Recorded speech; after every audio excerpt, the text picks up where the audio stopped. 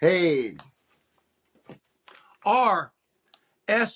Today we're focused on the S. Jay Stickley.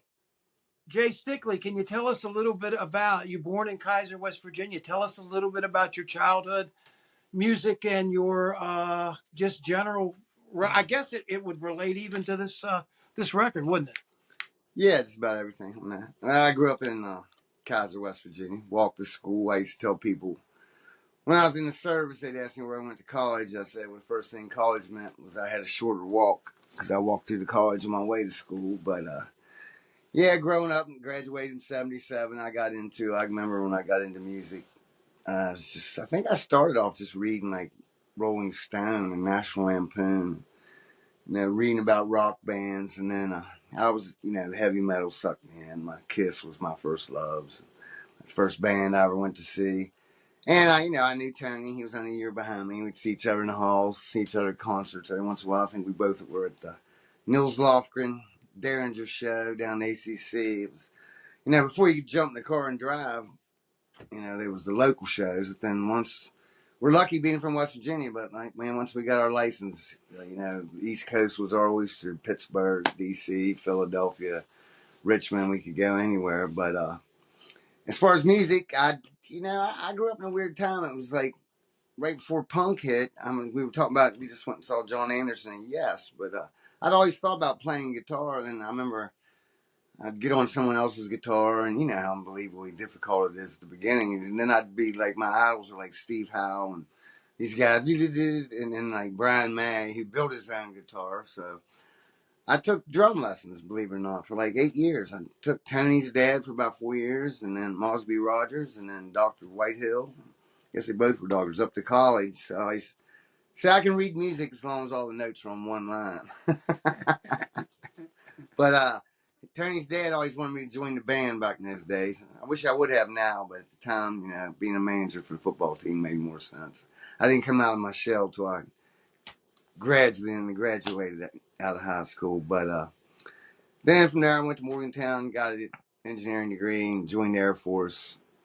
Lived 5 years in Tennessee, right outside Nashville. That was a great time in the '80s. Saw many good bands, Replacements, Husker Du, all them guys. They'd always go through. They'd play in Athens, then come do a shitty show in Nashville. I always caught the shitty show. And from there, I went to Spain. Lived outside of Madrid. Was in the Air Force in Turkey. How does that affect you, man? You spent time with her. You've told me a bunch of stories about that. How has that had an effect on your general view of life here? You're in this small town here. Oh, it changes your life, your view of everything when you move somewhere. And as an officer, I had to live off base, so I didn't speak Spanish for a while, and you have a different view of people who feel sorry for them when they don't speak the language. When you've lived it yourself, you're not such a stuck-up asshole saying speak English, and all this. Even though Spanish is the most spoken word, but just learning to get along and being in Europe and in Turkey. And I got really into Euro disco when I was over there. My music taste really changed. That just the whole word disco changed because over there, you go to these palaces of sin in Madrid where I lived for 5 years in Ibiza, and I was over there for when the Stone Roses and that whole ecstasy fueled Spanish holiday thing was. I was living it. I think you told me sometimes that, the clock would just turn around and you wouldn't, you'd still be. Oh yeah, it was nothing to get up Friday morning and not go to sleep till Monday night. Just even I always say thank God I was in the military because I did have to put a uniform on and go to work on 8 o'clock on Mondays. But God, Spain was a wild time. It was fun. It was like not too long after Franco died, so they were coming out of their shell. But it was great. Then I came back, got married, got divorced, raised 2 kids here. They're doing great. Get along with everyone. And Tony and I actually made an album, RSL. Yes, we do. On mine. Yeah, man. What about that, man? This is the first time. Well, we're doing a podcast and stuff too, but you've been, you fell so easy into writing words and stuff. How you have any ideas about where we're going to go with this one, man? No, I've been listening to you. Hopefully, I got some ideas. I might bring something to the table. Just my God, I've got my whole lifetime banging around guitar and little tids and bits. And one thing, doing this with you made me realize I had never played with anyone before or for anyone before. No one had ever seen me play guitar. I didn't even play guitar for my kids. It was just something I did on my own, you know. And I learned. I never, you know, I taught myself, and I can, you know, I could do this and that, but I never put it together. And you know, And so now we far, just me played and out Tony, live. yeah, we played out live, and just to play a whole song all the way through on guitar. It was, you know, it's changed my whole outlook on it. I've been playing a lot more at home now, and it was fun. You know, as far as writing lyrics, I think the funnest time was when I felt like we were Lennon and McCartney, just sitting right beside each other and just really trading off. And you know, the songs were about growing up and being together. So it was, and like I said, Tony and I ran in the same crowd. We were sort of alternative before, you know, the term had been coined. Because in Kaiser, West Virginia, I don't know, we even the people that had shitty music taste wasn't by as far as my view came about it honestly. They didn't follow the crowd. Like unbelievably, where we live, we were more alternative and up on the times than a lot of people in DC and Pittsburgh. I had cousins that live in Pittsburgh, and they were so unbelievably skinnered head, drive a pickup, more likely to have a Confederate flag than anyone in West Virginia at the time. Because, you know, that's hell, we would want that loser sticker on our cars. And how we already had the Clash and the Damned records and everything, and we were. Oh, and my friends, you know, some of my best friends I'd known since kindergarten. It's like they were not into my Patti Smith tape when I'd stick it in. I'd get overruled, and I always remember one time it was the new Patti Smith, Because the Night was on it. You know, oh yeah, one I even found her underarm hair, which my friends were just aghast at. Oh my God! I'm like, you know, it's not a deal breaker for me on the cover, but my tape got pulled so we could listen to the brand new REO Speedwagon. You can tune a fish, but you can't tune a piano. To this day, I don't let my friend forget that. Who is it? Sean Dorsey. You just Sean. Oh my God! But he did go to see Todd Raw with me. So yeah. Well, I mean, oh he my God! too. They were just. You know, it's funny when you think about that. You know, bands like that were needed for AM radio because it's amazing. I was not an REO Speedwagon fan. Mm-hmm. I had their first album. I got it through Columbia House. I liked it. Well, the car on the front, country, yeah. And Ride the Storm Out, Ride in the Storm Out. I mean, it rocked. Yeah. But then even later on, when they did their ballad thing, it hit home sometimes. Time for Me to Fly. Yeah, what's that? They always had the breakup songs that seemed to just hit me when it'd be like, time for me to fly. Heard it from a friend. Yeah. Oh my God, that one, yeah. That's the one. You've been running around. The girl ballads. Yeah, the girl ballads. That's we were Kaiser was an incestuous pool. Just like the old term, you don't lose your girlfriend, you just lost your turn. Yeah, crazy.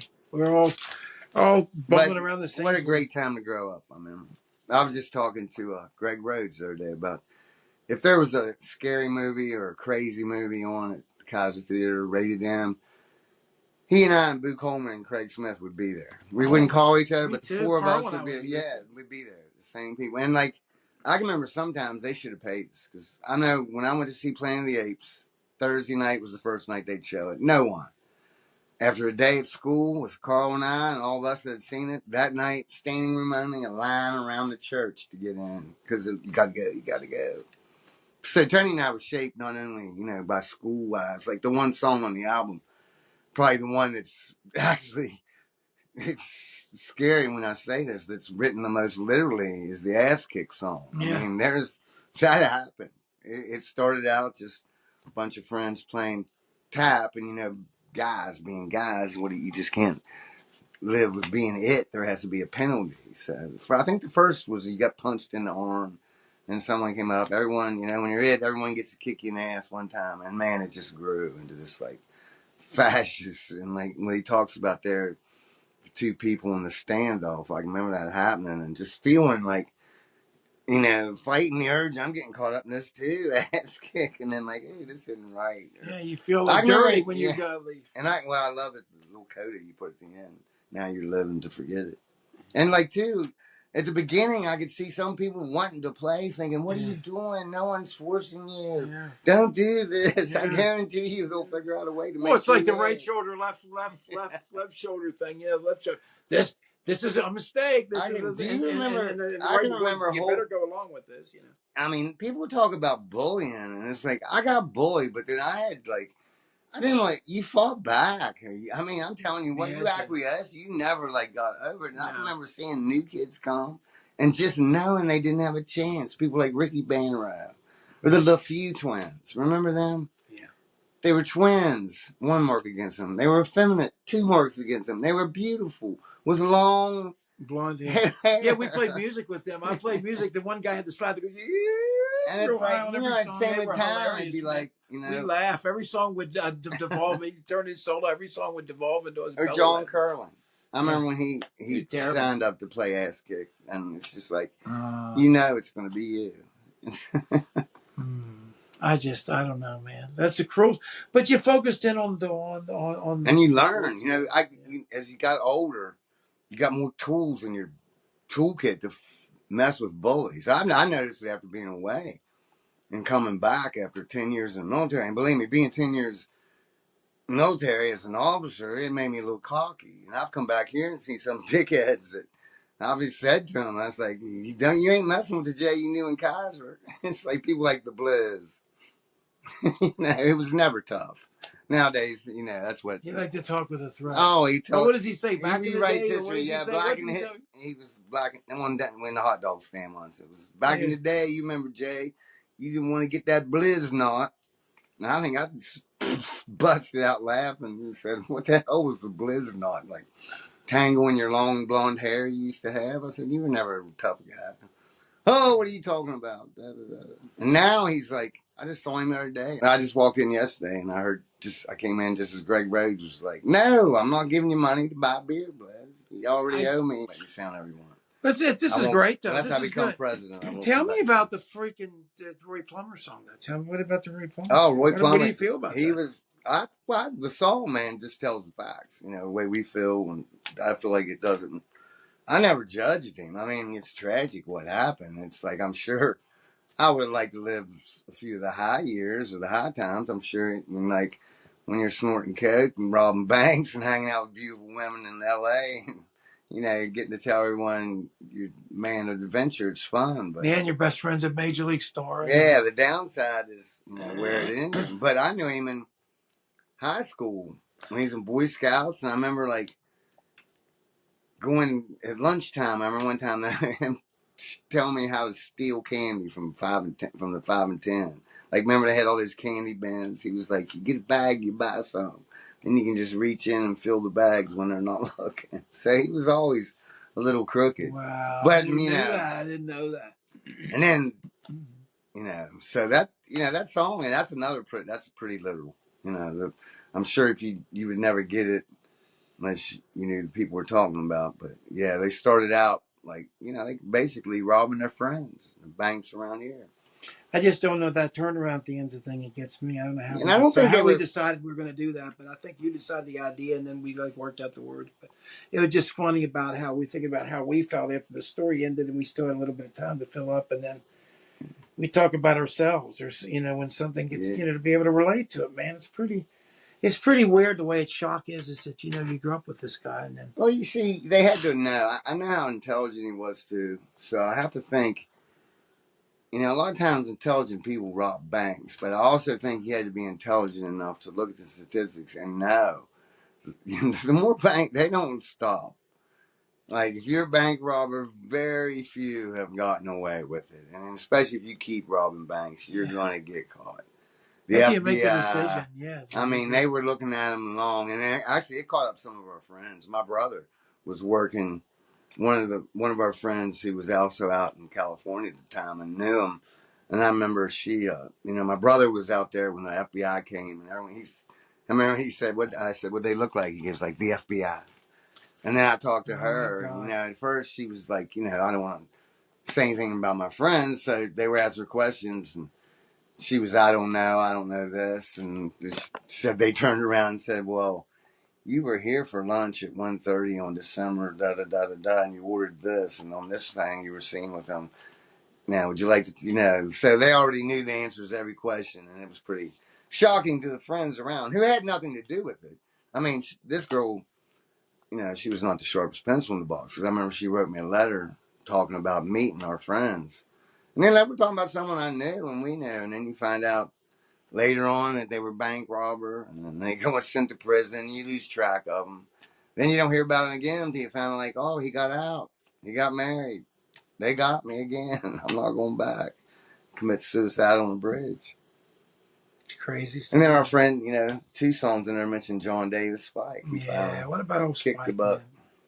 What about old Spike? It's weird that he died like during the thing. I think he was really looking Yeah, forward to coming, man. he died like a week after we had the record release party.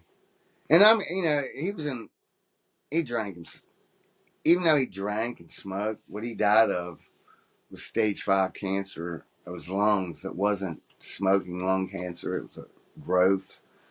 As they found out, of course, after he died. But like when he went to ICU in October, and when he got out after 3 days, it was sad. He has no family, lived with an old guy that they met in New Jersey. And, you're in ICU for 3 days around here. You know who got him out? Randall's got him out, and I met him halfway at the lake and brought him home. And I remember when I was talking to my friend Mark, I was like, man, I feel sorry. It's our buddy. But I said, can you imagine being in the hospital that long and everything? The only people that come get you is us too. Like I'm no angel or saint. But then I brought him home, and he had all these appointments and prescriptions. They told him at the time, your liver was shot, you got a spot on your lung, which was the growth. He just blew it all off. And I'm glad he did, because like when he did die, 6 months, almost 8 months later, and I know he had some good times in between there. When he did die, they found out, and they said with what he had, that they would have had to start a chemo, and it probably wouldn't have worked. So he just spent, you may know what I mean, his last 9 months would have been in the hospital and everything. But it was a big shock, because like he's my age, and he was one of my first close friends. And then that song was I've been storytelling. lucky. Like my guys, You told my the story age, in that Kenny thing. Beveridge, people's wives die, but the rest of us are like vampires. Kenny Beveridge, did he he's die? still alive. No, he's still around. Jim Simone, still Whatever around. happened to did George Tasker die there, didn't he, a while ago? He died of cancer. That one cancer that I liked him. He was a great guy. And I tried to help him out too. I helped him out, but he couldn't make it either. It's just our friends, man. That's what the record's about. Our friends dying. I liked his son too. Yeah. That was unbelievable.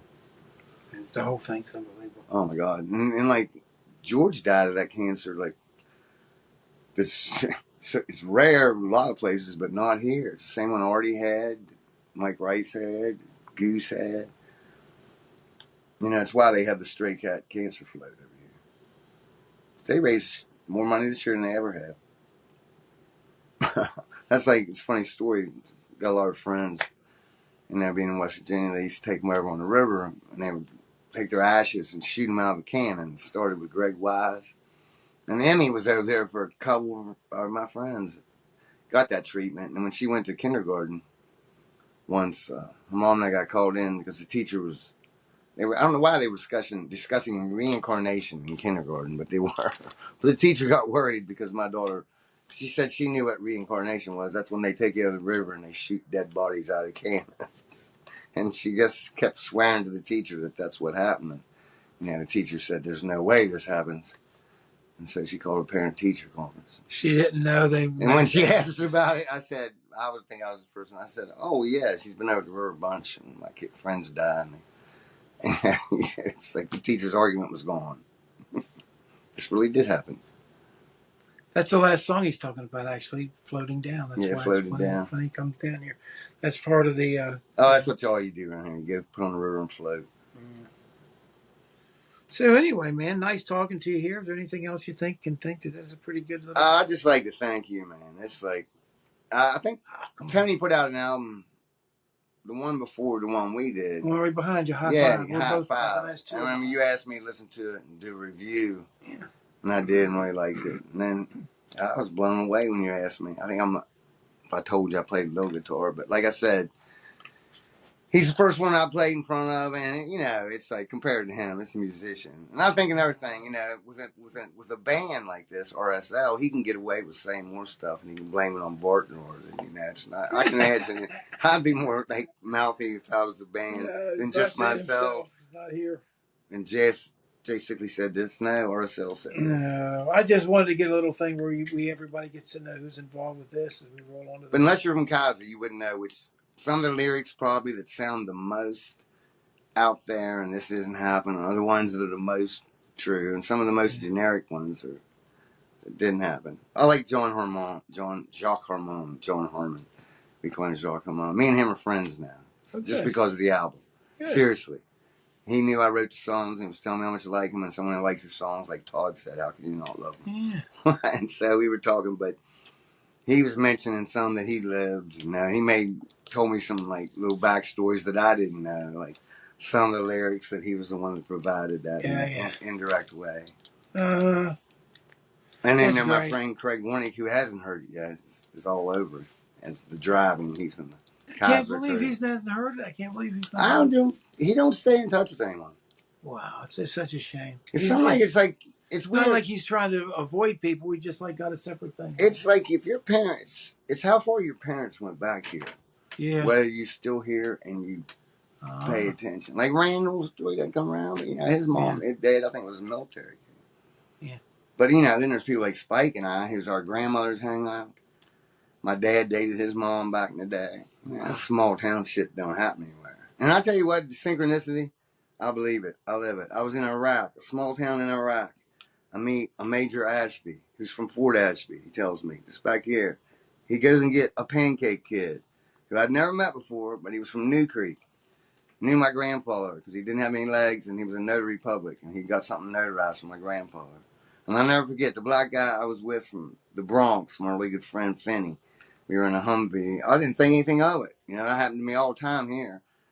But riding back in the Humvee, I always remember Finney. He's like, see, Cap, how in the hell do you come halfway across the world and meet someone who knows your damn grandfather? And I'm like, it's Kaiser. It's a weird thing that happens. Same time when I first got in the service, it was, Johnny Crook tearing up for the Phillies. Yeah. Steve Whiteman, top 5 video. All my guys are watching on MTV. Don't close your eyes. Front page of the Stars and Stripes every day. The Markle boy from Kaiser who'd murdered a prostitute. So I've got all that from my small town telling them. Then I'd always add, and also the guy from Kaiser wrote Frosty the Snowman. That's right. Peter Cottontail, and which I just learned because they're painting Merle. I didn't even know he wrote the Smokey the Bear song. Yeah, I wrote them all, It's a big mural there. It's great. I didn't know there was a Smokey the Bear song. Yeah, when we had our party, they were just finished. They just started on it, but he's got to tag mine up. Mine's starting to crack apart. And the guy doing the mural is the son of the girl I graduated with. That's the. Tell him to get in touch. I always tell people in Kaiser, I said, how they play the 7 degrees of Kevin Bacon? Yeah. You can play the 2.5 degrees of Kaiser, and then you find out you're related. Well, thank you, Jay. Thanks for stopping by, man. We're doing one on everybody here, and we'll keep everybody. We'll maybe do things in progress as things go along here, and of course more of these podcasts. So cool. Tell Bart I said hey. All right, man.